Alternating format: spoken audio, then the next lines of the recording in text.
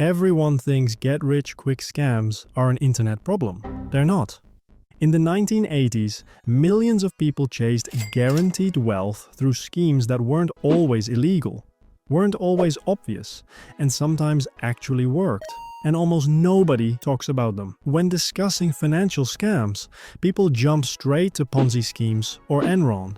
But in the 80s, some get-rich-quick schemes weren't financial at all. Ever seen that one Simpsons episode where Homer tries to use a subliminal message tape to lose weight in his sleep?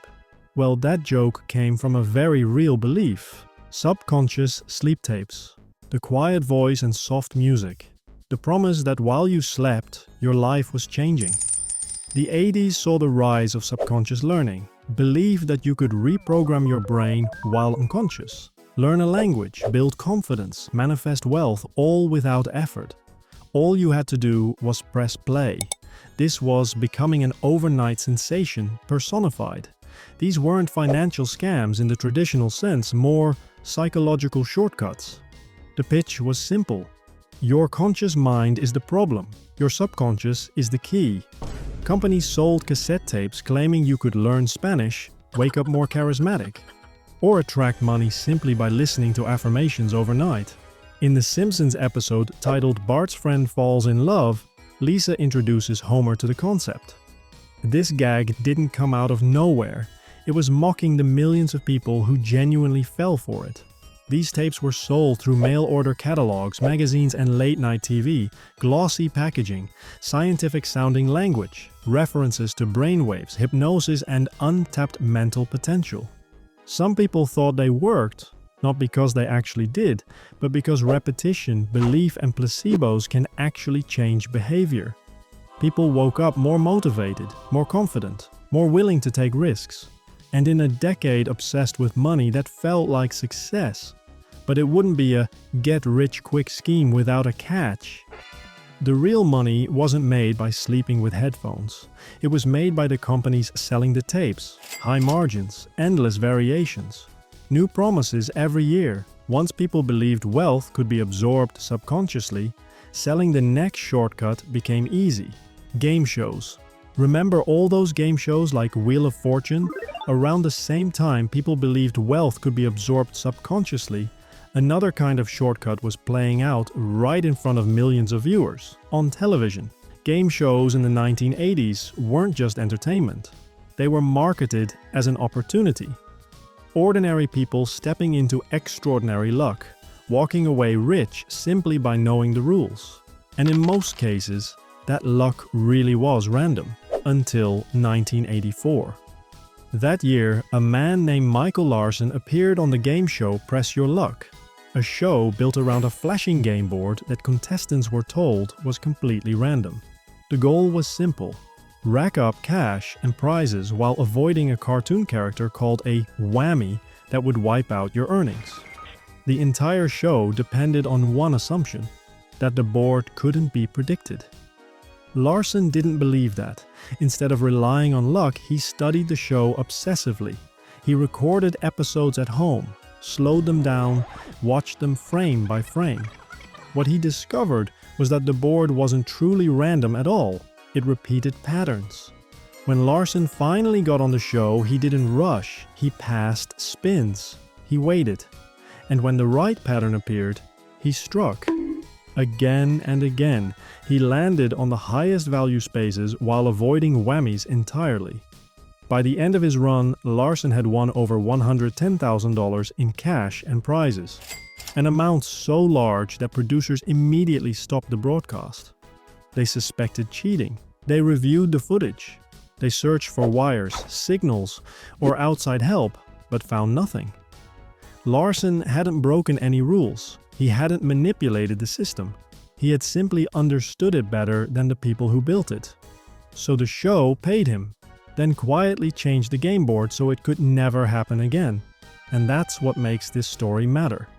No fraud of deception, just exploitation of a system that claimed to be fair but wasn't designed to be beaten. And in the context of the 1980s, it sent a powerful message: that getting rich wasn't always about hard work or patience. Sometimes it was just about spotting the pattern. And once people saw that kind of success play out on national television, it reinforced a dangerous belief that wealth wasn't earned slowly, it was unlocked. Tupperware parties. While people were trying to get rich by reprogramming their brains or cracking game show patterns, another get-rich-quick system was spreading quietly through family living rooms. It didn't look like a business, but more like a social event. Companies like Tupperware, Mary Kay, and Kirby Vacuums perfected a sales model built entirely on trust, relationships, and optimism. The concept was simple. You didn't walk into a store. The store came to you. Someone you knew, a friend, a neighbor, a coworker, would invite you over for a party. There would be snacks, conversation, laughter, and then high-pressure sales tactics. These parties weren't framed like working at a dealership or being a realtor, more like a gateway to entrepreneurship. You weren't just buying containers or cosmetics. You were being shown a path to independence, flexible hours, be your own boss, unlimited income. Especially for mothers, this was revolutionary, as the stay-at-home mom precedent was more common then. These companies offered something that felt empowering. And here's the important part. Some people really did make money. Top sellers earned cars, vacations, recognition, even pink Escalades. Those success stories were real, but they weren't typical, because the system wasn't built for everyone to win. It was built as a hierarchy. To make serious money, you didn't just sell products, you recruited other sellers, and then recruited sellers under them. Your income wasn't based on effort alone, it was based on position. Most participants made very little, some broke even, while the majority quietly lost money on inventory, samples, and party supplies. But failure was never perceived as a flaw in the system, just a lack of effort. And because these businesses operated through personal relationships, the cost wasn't just financial, it was social. People felt pressured to buy, to join, pressured to stay optimistic even when the numbers didn't work. Motivational speaker, boom. You probably know at least one person who's attended a self-help seminar. This is how it all started. The 80s saw the rise of the self-made millionaire guru. People who claimed they cracked the code to wealth and were now selling that code to anyone willing to listen for a few $100s or a few thousand or sometimes a lot more. These weren't investment scams in the traditional sense. They were aspiration scams. The speaker would say, "I made millions doing this, and if you follow my system, so can you." Seminars popped up everywhere. Hotel ballrooms filled with people desperate for direction. Catchy phrases, VHS courses, and fancy workbooks promised financial freedom through mindset, hustle, and belief. The reason it worked is because some of these people really were rich, but they didn't get rich doing what they were teaching. They got rich selling the dream. Sound familiar? Yeah, people have been doing this a long time. Most of these gurus didn't rise from real estate, stocks, or inventions, but from seminar tickets, book sales, and upsells layered on top of upsells. They were the OG course sellers. You'd attend a $99 seminar, then be pitched a $1,000 advanced course, then a $10,000 inner circle, then private coaching. And before you knew it, the only person getting rich was the guy on stage. But because there was no obvious fraud, no fake numbers, no stolen money, it flew completely under the radar. This same psychological formula would repeat again and again and again. The infomercial gold rush.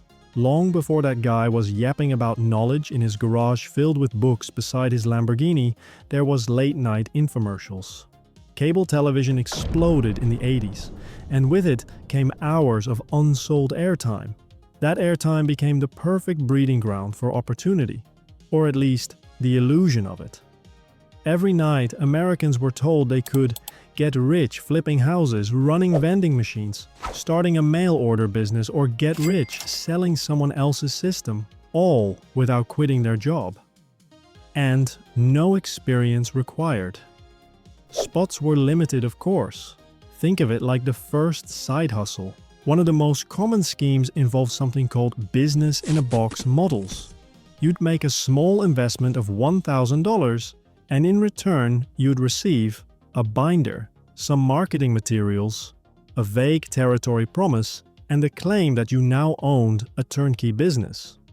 In reality, these businesses were almost always saturated, poorly supported, and mathematically impossible to scale for everyone involved. Sort of like a classical version of trading meme coins or dropshipping, but again, not illegal, just misleading.